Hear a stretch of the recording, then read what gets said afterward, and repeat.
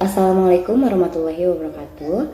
Di sini saya Dwi Naisa Saskia, mahasiswi dari Universitas Siber Asia, jurusan akuntansi kelas AK201, ingin mempresentasikan materi pendapatan nasional dari mata kuliah Ekonomi Makro. Oke, di sini kita ada 6 topik. Yang pertama adalah konsep dasar pendapatan nasional. Yang kedua ada pendapatan nominal dan pendapatan real. Yang ketiga ada perbedaan GDP dan GNP. Yang keempat ada prinsip perhitungan pendapatan nasional. Yang kelima ada metode perhitungan pendapatan nasional. Yang keenam ada kendala dalam perhitungan pendapatan nasional. Pendapatan nasional. Pendapatan nasional didefinisikan sebagai jumlah seluruh pendapatan yang diterima oleh masyarakat suatu negara selama 1 tahun. Pendapatan nasional merupakan salah satu indikator yang dapat digunakan untuk mengukur laju pembangunan dan perkembangan tingkat kesejahteraan suatu negara dari waktu ke waktu. Konsep pendapatan nasional. Istilah umumnya ada 6, yaitu GDP atau PDB, GNP atau PNB, Personal Income atau PI, Disposable Income atau DI, Net National Income atau NNI, Net National Product atau NNP. Konsep pendapatan nasional. Yang pertama yaitu GDP atau PDB, Produk Domestik Bruto, di mana nilai pasar dari semua barang atau jasa akhir yang diproduksi oleh suatu negara pada periode tertentu. Jumlah produk berupa barang dan jasa yang dihasilkan oleh sektor produksi dalam batas wilayah suatu negara dalam 1 tahun, termasuk hasil produksi yang dihasilkan warga negara asing yang beroperasi di wilayah yang bersangkutan. Untuk GNP atau PNB, Produk Nasional Bruto, yaitu di mana seluruh nilai produk barang dan jasa yang dihasilkan masyarakat suatu negara termasuk yang dihasilkan masyarakat negara yang bersangkutan yang berada di luar negeri. GNP sama dengan GDP dikurangi produk neto terhadap luar negeri. Lalu di sini ada NNP atau Net National Product, di mana total pendapatan penduduk setelah dikurangi penyusutan. Rumusnya adalah NNP sama dengan GNP dikurangi penyusutan. Lalu ada NNI atau Net National Income, di mana jumlah seluruh penerimaan yang diterima masyarakat setelah dikurangi pajak tidak langsung. Rumusnya adalah NNI atau NNP dikurangi pajak tidak langsung. Personal Income atau PI, di mana jumlah seluruh penerimaan yang diterima oleh masyarakat yang benar-benar sampai ke tangan masyarakat setelah dikurangi laba ditahan, iuran asuransi, iuran jaminan sosial, dan ditambah dengan transfer payment. Rumusnya adalah PI dalam kurung NNI ditambah transfer payment dikurangi dalam kurung laba ditahan ditambah iuran asuransi, iuran jaminan sosial, dan pajak perorangan. Untuk disposable income atau DI merupakan pendapatan yang diterima masyarakat yang sudah siap dibelanjakan oleh penerimanya setelah dikurangi pajak langsung. Rumusnya adalah DI sama dengan PI dikurangi pajak langsung.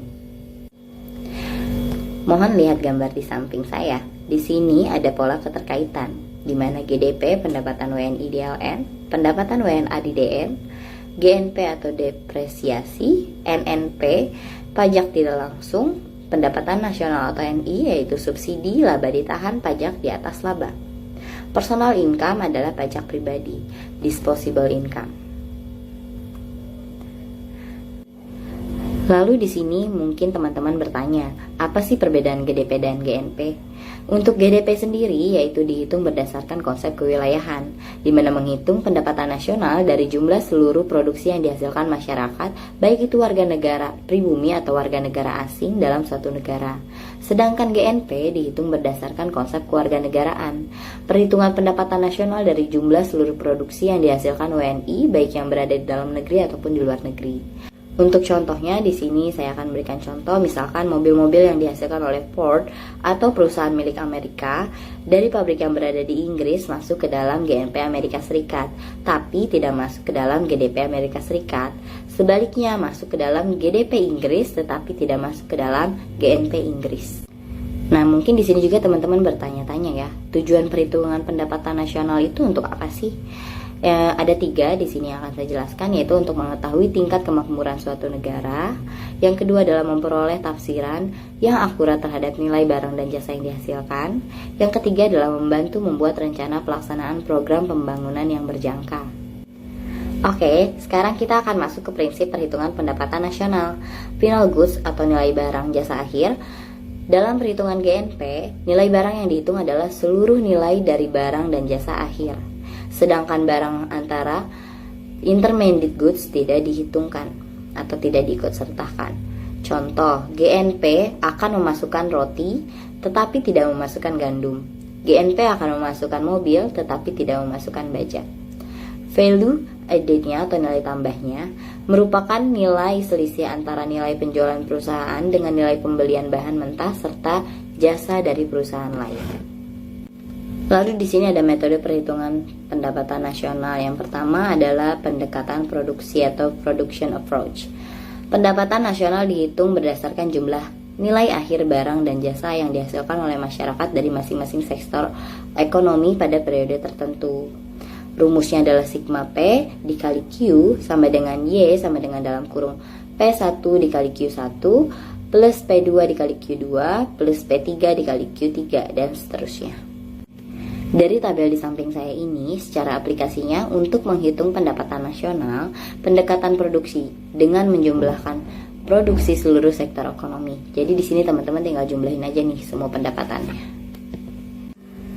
Yang kedua yaitu pendekatan pendapatan atau income approach. Pendapatan nasional dihitung dengan cara menjumlahkan seluruh pendapatan yang diterima oleh pemilik faktor produksi yang disumbangkan kepada rumah tangga dalam suatu negara pada tahun tertentu. Rumusnya adalah Y sama dengan W plus R plus I plus P. Y itu pendapatan, W itu wage, yang R itu adalah rent, I itu adalah interest, P itu adalah profit.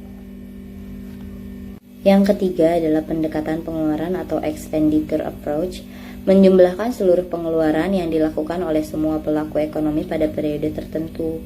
Komponen pengeluaran dalam perekonomiannya yaitu pengeluaran konsumsi rumah tangga atau C, pengeluaran pemerintahan atau G, pengeluaran untuk investasi atau I, sektor luar negeri atau ekspor dan impor. Rumusnya adalah Y sama dengan C plus I plus G plus dalam kurung X min M. Pendapatan per kapita. Berdasarkan pendapatan rata-rata penduduk suatu negara, pendapatan per kapita diperoleh dari hasil pembagian pendapatan nasional suatu negara dengan jumlah penduduk negara tersebut. Pendapatan per kapita sama dengan GNP dibagi POP. GNP sendiri yaitu Gross National Product, POP sendiri yaitu jumlah penduduknya. Ada nggak sih kendala penghitungan pendapatan nasional? Tentu ada. Yang pertama, terdapat beberapa barang yang diproduksi dalam perekonomian tapi tidak diperdagangkan. Yang kedua, sulit menghitung secara tepat terhadap peningkatan kualitas barang. Contoh, komputer kualitasnya semakin baik tetapi harganya cenderung semakin murah.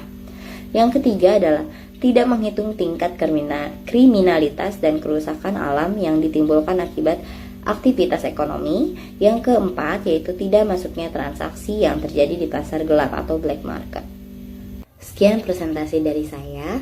Bila ada salah kata atau materi yang tidak jelas atau tidak bisa dipahami oleh teman-teman, saya mohon maaf karena sedikit kurangnya saya masih belajar mengenai pendapatan nasional ini di Universitas Berasia.